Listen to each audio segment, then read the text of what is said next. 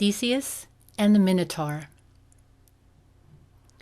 King Minos of Crete was a powerful man, feared by the rulers of the lands around him.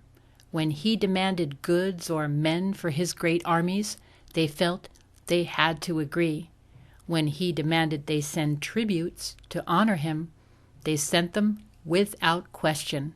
It was the only way they could stop him going to war with them. But his demands on Athens became too much for them to bear. King Minos had a great palace built for himself. Inside this palace, Minos had built a giant maze, a labyrinth, and at the center of the maze he kept a terrifying creature, the Minotaur. Now, this was no ordinary animal. It was a monster, half man and half bull. It was powerful and savage, and it loved to eat the flesh of the humans who had been shut into the maze by King Minos. They would wander through the maze completely lost until at last they came face to face with the Minotaur. Not a great way to die, really. As for Athens, Minos demanded that every year the king send him 7 young men and 7 young women. "Why do we send these young people to Crete every year?" Theseus asked his father, the king of Athens. "And why is it that none of them ever return?" "Because if we do not send them, Minos would wage war on us, and it is a war that we would not win," said King Aegeus. "And they do not return because they do not go to Crete as slaves. They go as food for the Minotaur."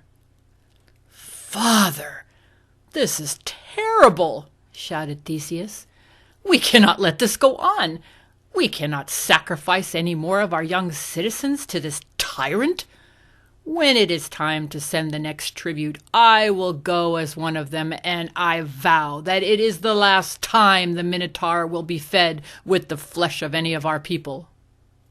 Try as he might, his father could not persuade him to change his mind. Aegeus reminded him that every year other young men had sworn to slay the terrible beast, and they had never been seen again. Theseus insisted that he understood the dangers, but would succeed.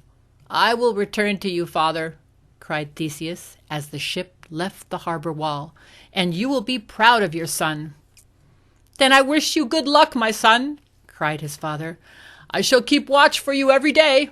If you are successful, take down these black sails and replace them with the white ones. That way I will know you are coming home safe to me."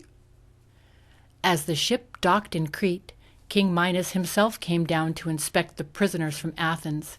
He enjoyed the chance to taunt the Athenians and to humiliate them even further. "Is this all your king has to offer this year?" he jeered. "Such puny creatures! Hardly even a snack for the mighty creature within the labyrinth. Anyway, let's get on with it. I'm not a hard-hearted man, so I will let you choose which one goes first into the Minotaur's den. Who is it to be?" Theseus stepped forward. "I will go first.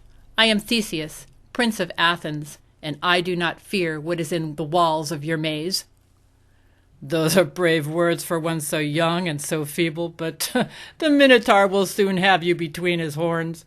Guards, open the labyrinth and send him in." Standing behind the king, listening, was his daughter Adriane. From the moment she set eyes on Theseus, Adriana fell in love with him. As she listened to her father goading and taunting the young prince, she decided that she would help him. As he entered the labyrinth and the guards walked away, she called softly to him. "Theseus, take this," she whispered. "Even if you kill the Minotaur, you will never find your way out again." She threw him a great ball of string, and he tied one end of it to the entrance. He smiled at her, turned, and began to make his way into the labyrinth. Theseus walked carefully through the dark, foul-smelling passages of the labyrinth, expecting at any moment to come face to face with the creature. He did not have long to wait. Turning a corner, with his hands held out in front of him, feeling his way, he suddenly touched what felt like a huge, bony horn. In an instant, His world turned upside down, quite literally. He was picked up between the Minotaur's horns and tossed high into the air. When he landed on the hard, cold stone, he felt the animal's huge hooves come down on his chest. Every last breath seemed to be knocked out of him, and he struggled to stay alive in the darkness. But Theseus was no ordinary man. He was the son of a king, and he was brave and stubborn. As the Minotaur bellowed in his ear and grabbed at him with his hairy arms, Theseus found a strength which he did not know he possessed. He grabbed the animal's huge horns and kept on twisting their head from side to side.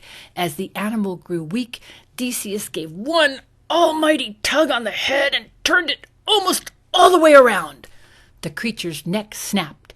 It gurgled its last breath and fell to the floor with an enormous thud. It was over. He had done it. The Minotaur was dead. All he had to do was make his way out of...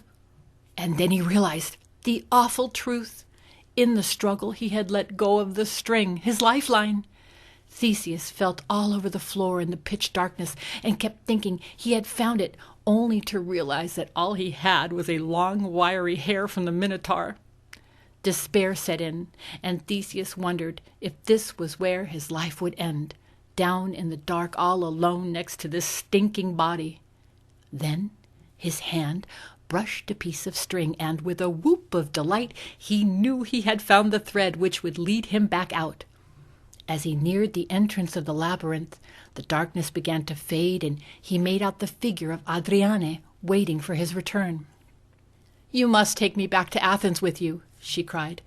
"My father will kill me when he finds out that I have helped you." "But of course you must come with us," said Theseus. "It would be cruel to leave you here." Quickly and quietly they unfurled the great black sails of their ship and headed for home.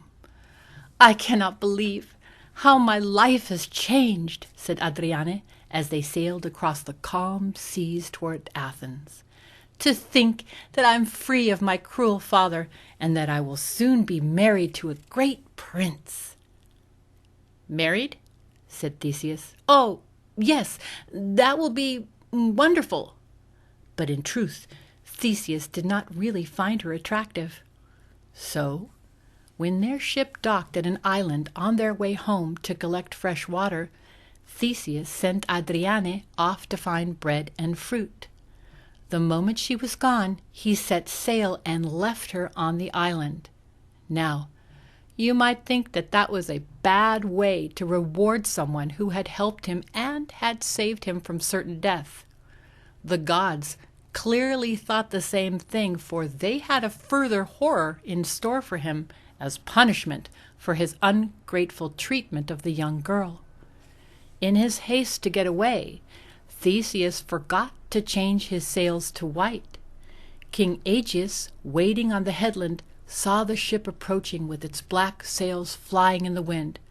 "My son has failed! He is dead!" he cried, and in despair he flung himself from the cliff into the raging waters below. From that day on, the sea was named in memory of Theseus' father, and to this day it is known as the Aegean Sea.